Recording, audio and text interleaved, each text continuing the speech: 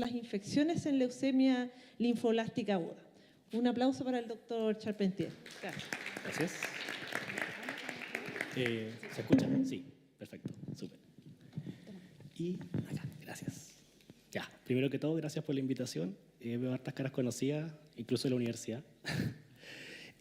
Bueno, voy a hablar de este tema, bien complejo, es súper amplio, así que traté de enfocarme en puntos generales primero, luego cosas más habituales y también no por eso menos importantes como neutropenia febril, infecciones fúngicas y finalmente un poquito de asociado a IAS y profilaxis, ¿ya? Antibacteriana, antifúngica y antiviral.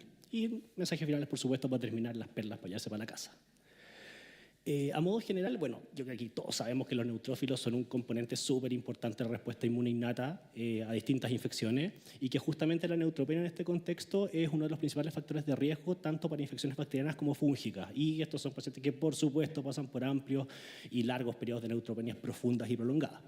Y esto justamente hace que sean pacientes que están muy expuestos a antimicrobianos, lo que se asocia a reacciones adversas medicamentosas, interacciones, aumenta los costos, altera el microbioma del paciente. Eso evidentemente también va a alterar después la posibilidad de una enfermedad de injerto contra huésped y por supuesto, más riesgo de infecciones multidrogoresistentes a futuro, que evidentemente son pacientes que tienen más de una infección en su proceso, digamos, de tratamiento de esta enfermedad. Y por lo mismo es un gran desafío para el clínico y requiere necesariamente de un manejo multidisciplinario. Y esto es importante porque con las nuevas terapias, los nuevos targets también se asocian a nuevos riesgos y por lo tanto tenemos que estar, no solamente ustedes que están súper actualizados en esto, sino que también nosotros los infectólogos que trabajamos en esto, entender los riesgos de cada una de las nuevas terapias y saber qué significa, qué buscar y cómo tratarlo. Respecto a neutropenia febril, el primer tema que vamos a hablar, hay cada vez nuevos esquemas de quimioterapia más intensivos, que el objetivo justamente es mejorar el pronóstico y la sobrevida del paciente oncohematológico. Y la neutropenia febril es una de las principales complicaciones, tiene una morbimortalidad no despreciable, a veces retrasa o disminuye las dosis de quimioterapia, hay más riesgo de infecciones invasivas y, por supuesto, es una urgencia médica.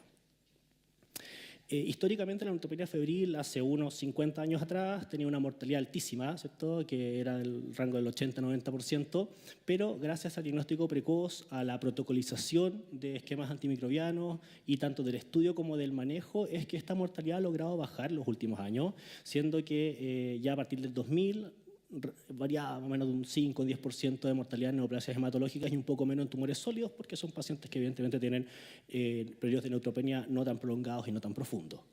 Y por supuesto en adultos mayores y con comorbilidades esta mortalidad aumenta. Ahora, la incidencia de neutropenia febril es súper alta. O sea, todos nuestros pacientes probablemente tienen neutropenia febril, han tenido, son poquitos los que como que se salvan. Y ahí podemos dividirlas entre neutropenias febriles, que podemos después quizás discutirlo más adelante un poco del antibiotic stewardship, de neutropenia febril sin foco, neutropenia febril con foco pero no bacterémica, y la neutropenia febril con foco y bacterémica, que el manejo es un poquito diferente en cada una de ellas. Importante definir que es una neutropenia febril de alto riesgo, ¿cierto? Aquí están un poco las definiciones, que todas las conocemos, ¿cierto? Con RAN de menos de 100, neutropenias prolongadas, ¿cierto? O sea, mucositis extensa, hay algunos scores, ¿cierto? El MASC, el CISNE, que no son tan de tanta utilidad porque el criterio clínico prima un poco más. ¿Y por qué es importante esto? Porque riesgo de qué, digamos, ¿cierto? Es alto riesgo de bacteremia, alto riesgo de infecciones invasoras, alto riesgo de complicaciones y de mortalidad, ¿ya? Y eso es lo que la diferencia de las neutropenias febriles de bajo riesgo.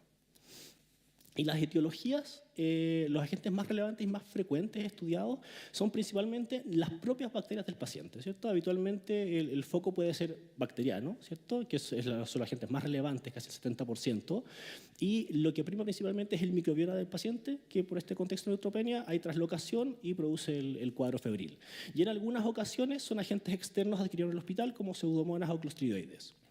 Los hongos son lo segundo más frecuente, habitualmente no es en el primer episodio de neutropenia febril, generalmente es más tardío cuando el paciente está más expuesto a antimicrobianos, hospitalizaciones más prolongadas, y lo más frecuente es Aspergillus en este caso, ya es la enfermedad fúngica invasora más frecuente, este es el agente más frecuente.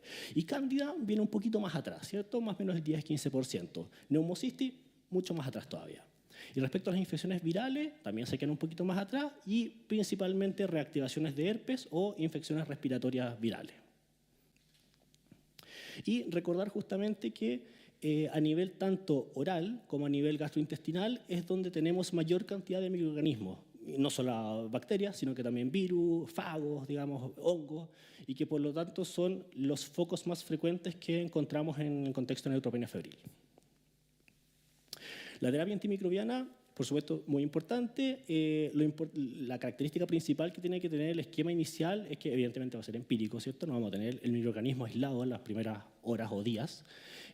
Ojalá un efecto bactericida, que sea contra los patógenos más probables. Tenemos que conocer un poquito de la realidad epidemiológica local que tenemos, en la que trabajamos, que tenga una buena llegada al sitio probable de infección. Vimos que en general son bacterianas y en general gastrointestinal, y baja toxicidad, y por supuesto siempre tenemos que ver las interacciones farmacológicas.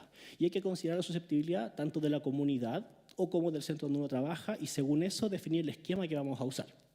En general, los esquemas que se recomiendan de primera línea son betalactámicos que tengan cobertura contra pseudomonas, ¿cierto? Ceftazima, cefepime, metazolam, carbapenémico, pero esto depende de la realidad local. De hecho, yo de los 3 centros en que he trabajado, en el que he visto más neutropenia febril, en 2 de ellos usamos betalactámicos que no tienen cobertura. ¿Por qué? Porque nuestra realidad local, cuando lo estudiamos, era menos del 3% de los pacientes que tenían neutropenia febril por pseudomonas.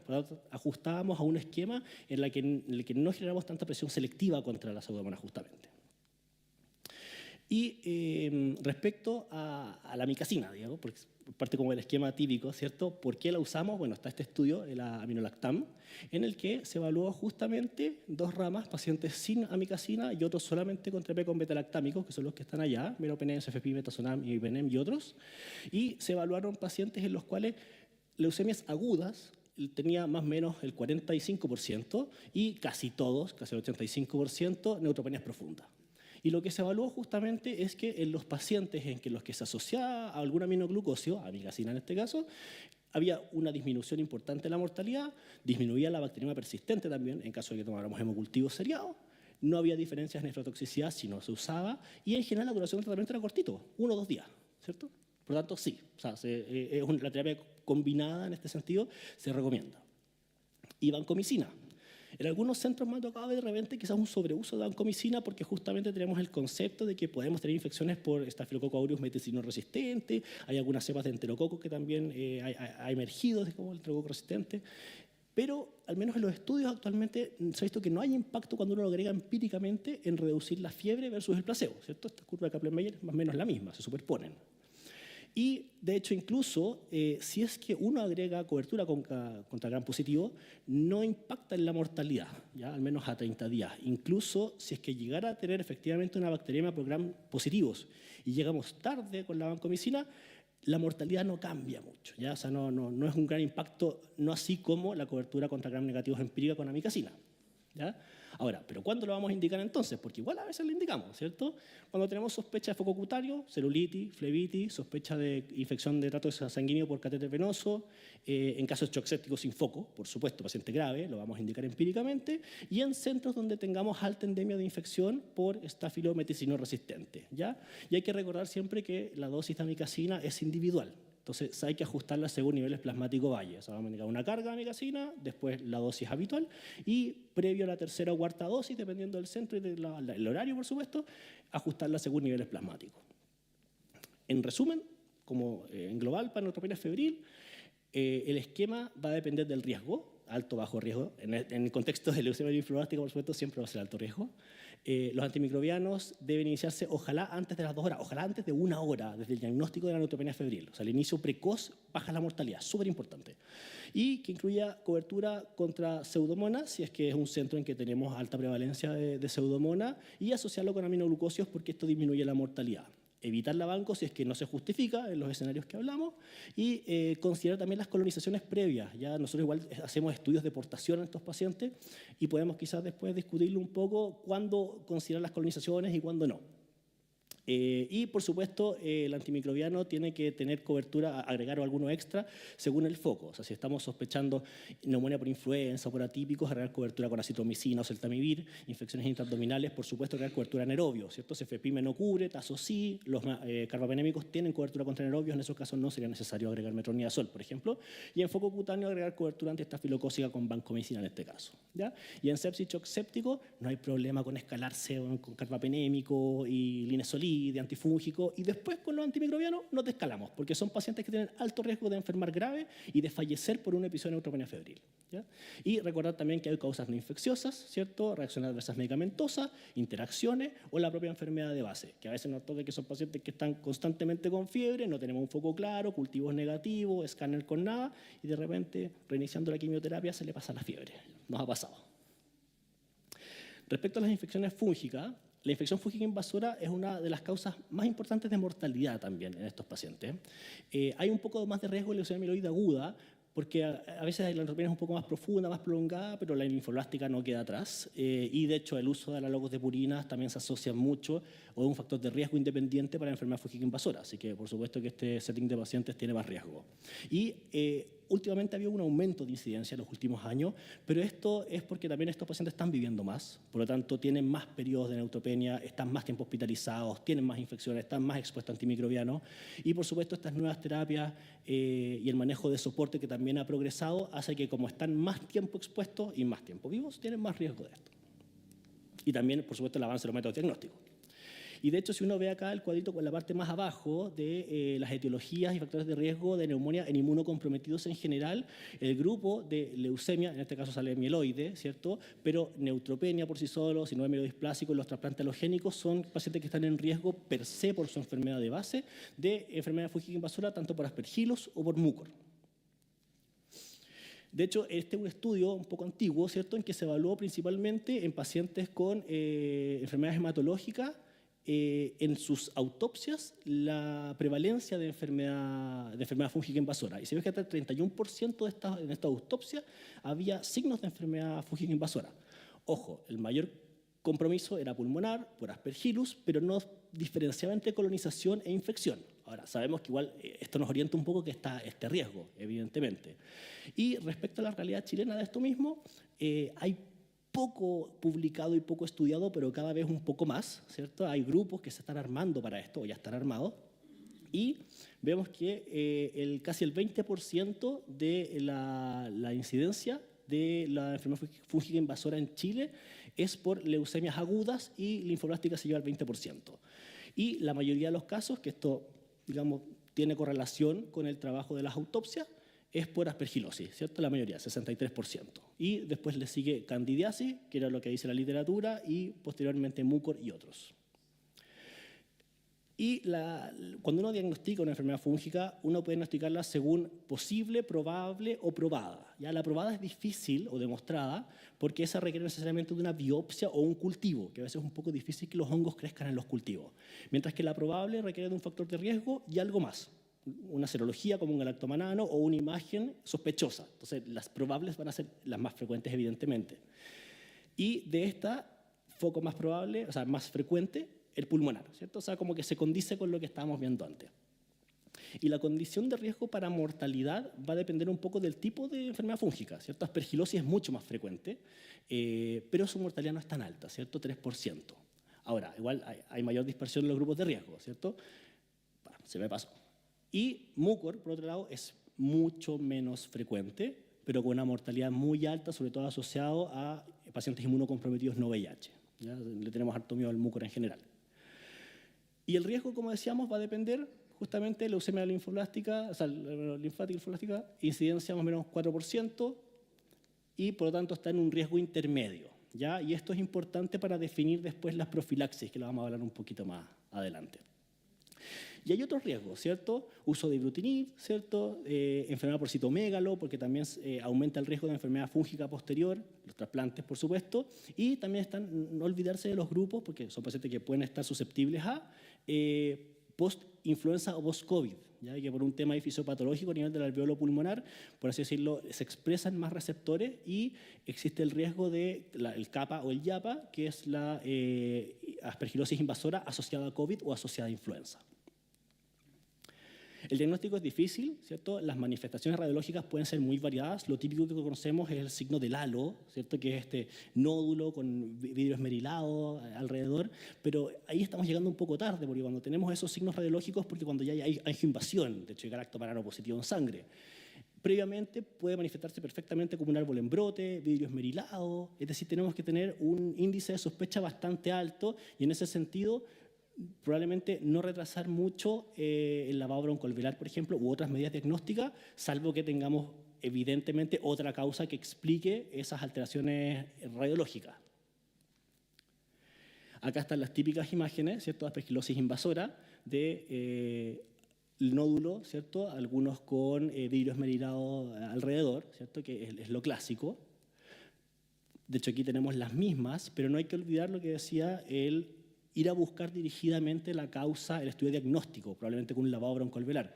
¿Por qué? Porque si bien estas tres lesiones se ven bastante parecidas, la primera es una neumonía por Escherichia coli, una bacteremia, un foco, una enterocolitis neutropénica, en que producto de la bacteremia se fue a alojar la Escherichia coli en el pulmón y generó una lesión muy parecida. Segundo caso, efectivamente, sí era una aspergilosis invasora, ¿ya? Es una aspergilosis pulmonar. Y el tercero, que sea muy parecido, un mucor. Y que evidentemente el manejo y el pronóstico de estos tres pacientes es súper distinto. Entonces recordar que no todos estos signos son aspergilosis. De hecho, en caso de mucor se asocia mucho más a derrame pleural, a diferencia de aspergillus. Puede dar lesiones solitarias o también nódulos, digamos muchos nódulos, más de 10 en general, y con el signo del halo inverso. Es decir, que tenemos justamente, como se ve al medio, como una cavitación, por así decirlo, con el vidrio esmerilado, ¿ya? Mientras que aspergillus habitualmente da estos nódulos centrolobulares no tan grandes y con el vidrio esmerilado alrededor. Y no olvidar que, sobre todo en caso de mucor, podemos tener también compromiso del sistema nervioso central y rinosinusal, porque se adquiere a través de la vía inhalada. Entonces, en estos casos, no quedarnos solamente con la imagen pulmonar, sino que buscar activamente imagen con TAC de cavidades paranasales. Y si tenemos cualquier tipo de sospecha, evaluación por otorrino, nasofibro, ver si es que hay que tomar biopsia o no, o si es que requiere manejo con ácido quirúrgico en pabellón. O sea, hay que ser bien agresivo. Y acá está un poquito de todos los patrones radiológicos que te pueden dar, y como vemos en las flechas rojas que puse están las infecciones fúngicas. Entonces vemos que justamente podemos dar desde consolidaciones, vidrio esmerilado, lesiones nodulares, cavitaciones, nódulos excavados, es decir, el abanico de posibilidades de imágenes es bastante amplio. Respecto al galactoma nano, tiene sus pitfalls también, ¿cierto? Sabemos que es un componente de la pared celular de Aspergillus y por eso es bastante específico lo utilizamos como biomarcador para aspergilosis invasora, pero hay que recordar que se eleva cuando hay invasión. Entonces, por lo tanto, podemos tener una aspergilosis sin galactoma nano positivo. Ahora, los puntos de corte están un poquito más altos ahora último, más de 1, y esto en realidad se evalúa pero por tipo de muestra, no por tipo de paciente. Y de hecho estos puntos de corte más altos tienen más importancia en estudios clínicos para un poquito que hablemos todo el mismo idioma y no tanto que la práctica clínica. O sea, si yo tengo un paciente con el factor de riesgo, con la imagen sospechosa, con fiebre, que no se le pasa con antibiótico y con un galacto en 0,7, igual lo voy a tratar como aspergilosis invasora. Recordar que el proveedor, justamente que es Platelia, que es el que tenemos en Chile, valida las muestras solamente para lavado broncoalveolar y plasma, ¿ya? Aunque en algunos casos igual hemos hecho como off the label usarlo en líquido cefalorraquídeo, por ejemplo, cuando sospechamos que hay compromiso del sistema nervioso central. Y recordar que el uso de antifúngicos profilácticos, posaconazol, voriconazol, isavuconazol, lo que estemos usando, altera la sensibilidad del galactoma nano. Por lo tanto, estar con un paciente con profilaxis puede hacer que este galactoma nano no salga tan alto, ¿cierto? Y darnos un falso negativo. Esta revisión de la ITSA, ¿cierto?, respecto al diagnóstico, y vemos justamente los factores de riesgo, puse los que tenemos nosotros, ¿cierto? Pacientes hematológicos, neutropénicos, con terapia neutropénica, justamente, o sea, todo lo que vemos acá. El diagnóstico imagenológico, todo lo que dijimos, ¿cierto? La presencia de crecentes, cavidades, de nódulos, lo que ya hablamos, digamos, esto un poquito para hacer como un repaso. Y acá abajo justamente, bueno, el tipo de muestra microbiológica, que puede ser por lavado broncoalveolar, por hisopado bronquial, que en general no lo hacemos mucho acá en Chile, aspirado, y ojo porque dice cultivo de esputo, pero en realidad la verdad es que yo no le creo mucho al esputo porque el aspergillus es un hongo ambiental. Por lo tanto, si tengo un lugar con una construcción, por ejemplo, que están remodelando, un cultivo de esputo es fácilmente contaminable. Por lo tanto, yo no lo orientaría, yo me iría por un estudio un poquito más invasivo en ese caso. Y acá abajo justamente los cortes. Pues. Ahora, antes era 0,5, ahora 1, ¿ya? O sea, son como un poquito más estrictos. Y el tratamiento, bueno, tenemos varias opciones. Isavuconazol, voriconazol son como los triazoles con los que habitualmente partimos.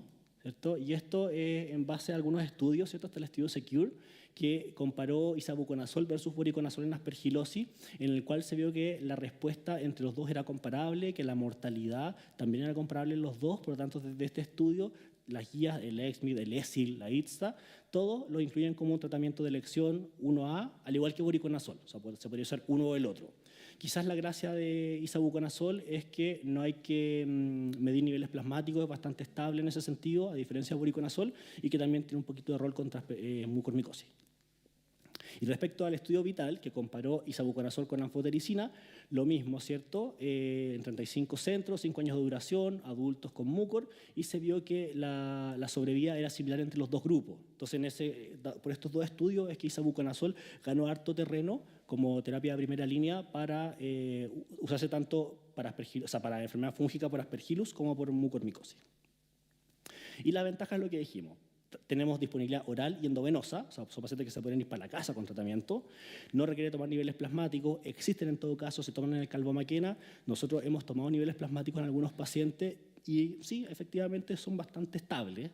Y tiene una relativa menor toxicidad hepática, es decir, un paciente con voriconazol que quizá empieza a hacer un poquito de TIL, elevación de transaminasa, es una opción para cambiarnos de azol y mantener la cobertura antifúngica.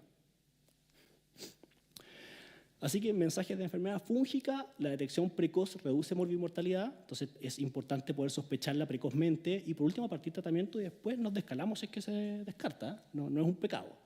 Estos nuevos huéspedes, pacientes inmunocomprometidos, hace que también tengamos más pacientes en riesgo y los factores de riesgo son múltiples, o sea, de pacientes no oncológicos, colonizados, en terapia de reemplazo renal, pacientes de UCI, ventilación mecánica, por supuesto los diabéticos, pero también los pacientes hemato-oncológicos y en tratamientos con corticoides.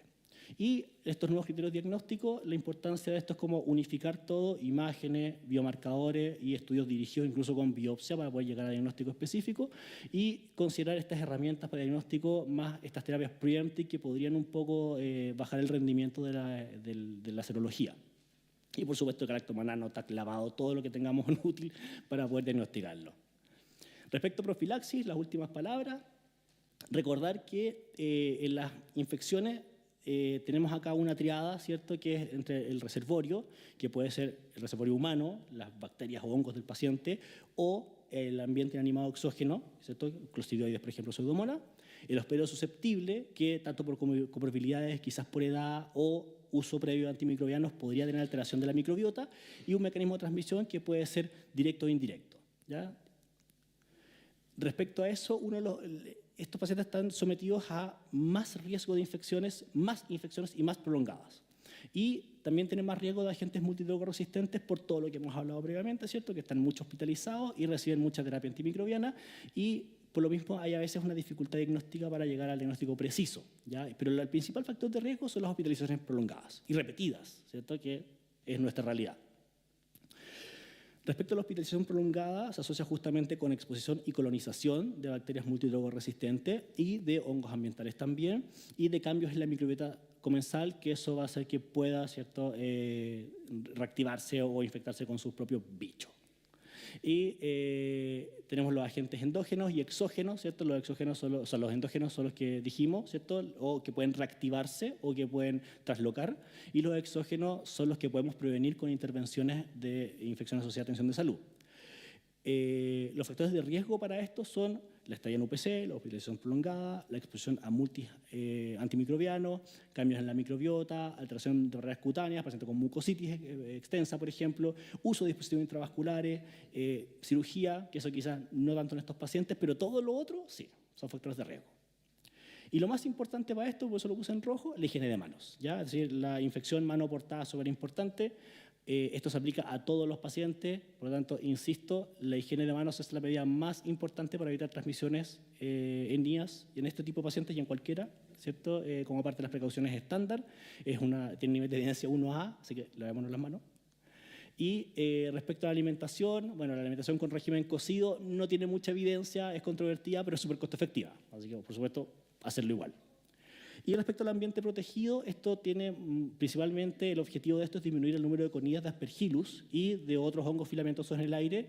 Por lo tanto, tener un paciente en presión positiva, con filtro EPA y más de 12 recambios por hora, también es una medida costo efectiva para evitar IAS dentro del enfoque de enfermedad fúngica invasora. Yéndonos a las profilaxis ya como tal, la hoja de indicaciones, justamente, tenemos por un lado la profilaxis antimicrobiana, ¿cierto? El clásico levofloxacino cuando tenga RAN de menos de 500. El objetivo de esto es reducir la incidencia de fiebre y de episodios de bacteriemia, ¿ya? Por gram negativos. Pero la evidencia actual ha demostrado que esto no disminuye mortalidad, disminuye incidencia de neutropenia febril. Estos pacientes no se mueren menos. Incluso si estos pacientes están colonizados previamente por algún gram negativo BLE, ¿cierto? O con resistencia a quinolonas, el uso del levofloxacino aumenta el riesgo de bacteremia, ¿ya? Por lo tanto, tiene que ser una indicación que esté súper individualizada paciente a paciente, no es para todos, ¿cierto? Incluso podríamos estar haciéndole más mal con la profilaxis antibacteriana como tal. Respecto a la antifúngica, el objetivo es reducir la incidencia y mortalidad de Aspergillus, ¿ya? Al menos cuando dejamos el voriconazol, isabuco o posaconazol. Y la evidencia acá apoya bastante, ¿cierto? Hay una reducción de la incidencia de enfermedad fúngica, principalmente aspergilosis, hay disminución de la mortalidad en neutropenia, y si es que no podemos dar algún triazol, equinocandinas se podrían dar también, ¿ya? Está recomendada en patologías de alto riesgo, o sea, leucemia mieloide, aplasia, síndrome mielodysplásico y trasplante halogénico. Pero ojo, por ejemplo, nosotros en FALP están construyendo un edificio nuevo y tenemos al lado que está construyendo El Salvador nuevo y después van a demoler el tórax, entonces tenemos Aspergillus en toda la cuadra, ¿ya? Así que en nosotros, y aunque tengamos paciente en ambiente protegido, igual damos profilaxis antifúngica en leucemia linfoblástica, ¿ya? Independiente de que las guías lo dejan como un grupo intermedio de riesgo, ahí queda un poco a criterio del paciente y del clínico. La mejor eficacia es de azoles versus equinocandina, pero en caso de interacciones farmacológicas que no podamos usar azoles, podríamos usar quizá anibulafungina, por ejemplo, o micafungina. Y ojo, lo que dijimos, disminuir la sensibilidad de la vigilancia preemptive de galactomanano en contexto de neutropenia. ¿Qué usamos entonces? Lo ideal es posaconazol de liberación prolongada, porque es más estable en el tiempo que el que está en jarabe. Y alternativas de esto podría ser voriconazol o equinocandinas como micafungina y caspofungina, mientras el paciente está en quimio y con RAN de menos de 500. Recuperando el RAN, uno podría suspenderla. Respecto a la profilaxis contra neumocistis y Girovechi, el objetivo justamente, obviamente, es reducir la incidencia de neumonía por este hongo, y la evidencia también apoya bastante el uso de cotrimoxazol, se asocia a una reducción significativa de la incidencia de neumonía por neumocistis y una disminución de la mortalidad, sobre todo en inmunocomprometidos no VIH. Es muy superior a otras alternativas como Dapsona, por lo tanto, en contexto de alergia a cotrimoxazol, lo que se recomienda es más desensibilizar que dar Dapsona. Pero si uno lo va a dar, se podría usar de todas maneras, y en esos casos recordar que hay que evaluar el déficit de glucosa 6-fosfato deshidrogenasa por el riesgo inherente de la Dapsona de anemia hemolítica. Utilizar durante todo el tratamiento en estos casos, porque la infección por neumocistis, más que asociar a la neutropenia o la terapia, está asociada a la enfermedad de base, ¿cierto? Enfermedades linfoides tienen más riesgo de este tipo de infección, por lo tanto aquí se usa durante todo el tratamiento, ya independiente de la neutropenia. Y finalmente, respecto a profilaxis antiviral, el objetivo de esto es reducir la incidencia de reactivaciones de herpes zóster y herpes simplex, y el uso de aciclovir también se asocia a reducción de las reactivaciones en estos pacientes. Por lo tanto, se recomienda el aciclovir o el valaciclovir como alternativa en quimioterapia y con RAN de menos de 500. Saliendo de la neutropenia se podría suspender también en estos casos. Así que, bueno, recordar, las infecciones en estos tipos de pacientes son frecuentes, tienen una alta morbimortalidad, la cobertura empírica y precoz es súper importante, cubriendo los focos que son más frecuentes, como el gastrointestinal en caso de neutropenia febril, por bacilos gram negativos, y cocáceas gram positivas en casos particulares. El diagnóstico de enfermedad fúngica también, ojalá hacerlo de forma precozmente, sospecharlo, ¿cierto? Porque también reduce la mortalidad.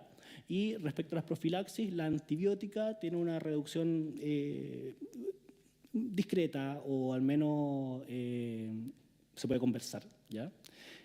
Mientras que las antifúngicas, según huésped y factores de riesgo, y las antivirales sí se recomiendan. Y finalmente, estos pacientes que son complejos, ¿ya? Y requieren manejos multidisciplinarios, una conversación que sea fluida entre el equipo. Al menos yo he tenido que aprender de esto, ahora que estoy trabajando en este tipo de cosas, una conversación fluida con los hematólogos, saber cuál es el plan, si el paciente que va a ir a trasplante o no va a ir a trasplante, salga con quimio mantención solamente, y qué tipo de terapias van a usar para saber a qué riesgos yo anteponerme, qué buscar dirigidamente, qué exámenes pedir o qué tratar en forma empírica antes de que el paciente se deteriore más rápido. Eso sería.